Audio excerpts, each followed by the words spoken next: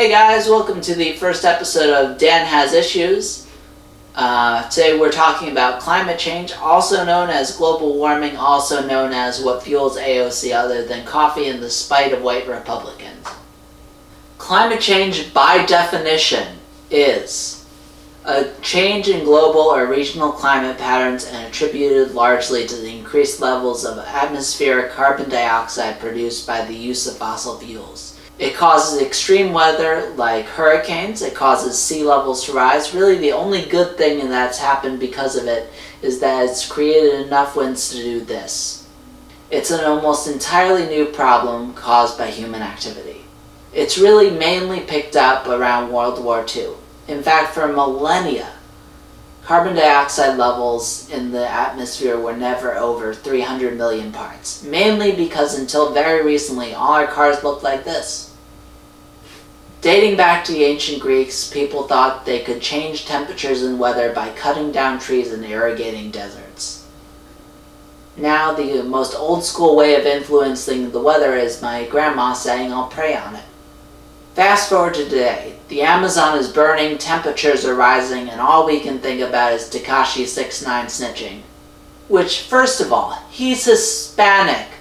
Tekashi 6ix9ine makes no sense. You're not fooling anyone, Dan Hernandez.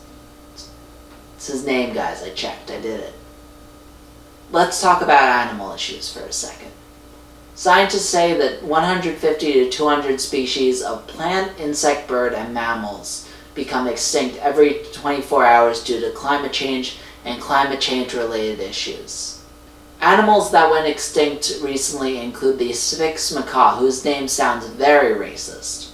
The Sphinx macaw was, of course, the star of the movies Rio and Rio 2, which is all we have to remember it by. For reference, that's like all we have to remember chimpanzees by is the movie MVP Most Valuable Primate. From the producers of Air Bud comes the story of a rookie player. Wait a minute, it's a monkey! With the help of this chimp, we may have a championship season.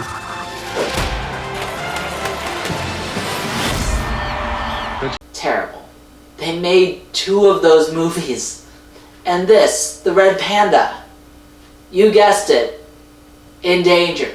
But still, I want to pet it, but I may never get to. Enter the Paris Climate Agreement.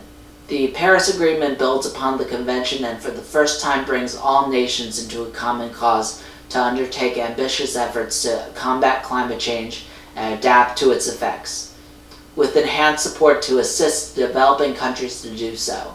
175 parties and the European Union have become a part of it.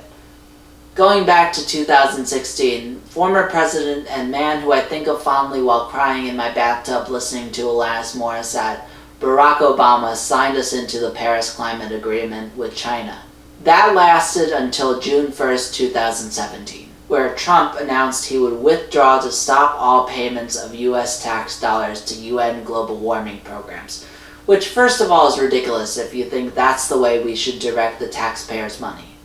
You've spent $3 billion on the wall. In the fiscal year of 2019 alone, you've spent $693 billion on military spending and like $5,000 paying off your caddy to fudge the numbers on your golf scorecard. You just got burned.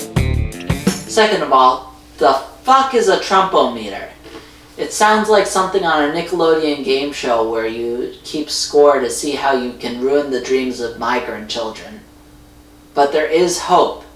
Enter a climate activist and guardian angel whose dad knows how to make a rockin' French braid, Greta Thunberg. Thunberg is Swedish and 16 years old, meaning she is 4 years too young for Trump to be truly interested. Her TED Talk has become super popular at over 3 million views. 1,000 of those views are from this guy. This is Tom. He's from Homeroom. 2 weeks ago, Greta Thunberg gave a speech. People are suffering. People are dying. Entire ecosystems are collapsing. We are in the beginning of a mass extinction, and all you can talk about is money and fairy tales of eternal economic growth. Wow. And she's on the autism spectrum, meaning she can't read social cues or handle your bullshit. Trump replied, teasing Thunberg, "Seems like a very happy young girl looking forward to a bright and wonderful future. So nice to see."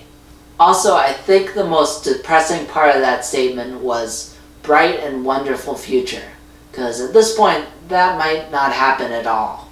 People, of course, reacted Newsweek saying she has more class in her little finger, which, wow, if she has more class in her little finger than he does in his entire body, just imagine how much class she has in the finger she's actually using.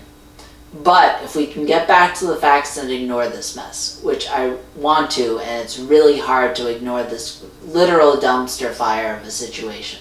Climate change is real and it's scary.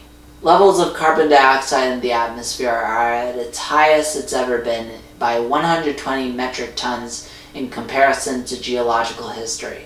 We've had the 5 warmest years in history, starting with 2010. The entire Earth's average temperature has gone up by 1.62 degrees Fahrenheit. This is no longer the hottest thing on the planet, and ice sheets are melting at an alarming rate. Recently, 11 billion tons of ice melted in Greenland in just one day. So, what can we do? We can limit the use of fossil fuels and increase energy efficiency. We can encourage the use of wind and solar energy. Don't worry, neither one will give you cancer. I know this is a big one, but change your diet. Meat and dairy, if it were a country, are the 3rd largest emitters of greenhouse gases. And if you can change your life to some huge degree, the UN Climate Prevention Portfolio is free, online, and easy to find. We need to do something. We need to fix this. Because if we don't, in the immortal words of Greta Thunberg, How dare you? this has been Dan Has Issues.